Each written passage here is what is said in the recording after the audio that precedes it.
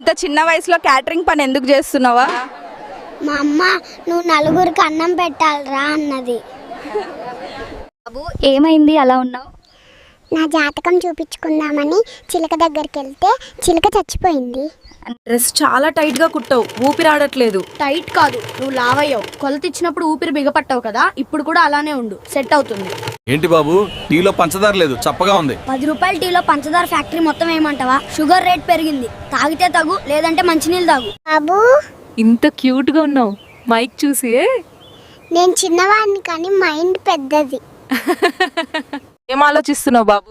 మొన్న సంక్రాంతికి మా నాన్న ల్యాప్టాప్ కోడిపందాల్లో తగిలేట. ఇప్పుడు ల్యాప్టాప్ కోసం వెతుకుతున్నాడు ఇంట్లో. మీ టీచర్ ఎందుకు కొట్టింది? మా టీచర్ బాగా చదువుకుంటే కార్లో తిరగొచ్చు అన్నది. మరి మీరెందుకు ఫ్రీ బస్లో వస్తున్నారన్న? బాబు ఏమైంది అలా ఉన్నావు? నా జాతకం చూపించుకుందామని చిలక దగ్గరికి వెళ్తే చిలక చచ్చిపోయింది. ఏమైనా మోటివేషన్ చెప్పు. వేగం కన్నా ప్రాణం మిన్న, బండి చూసుకొని నడపండి గాయస్.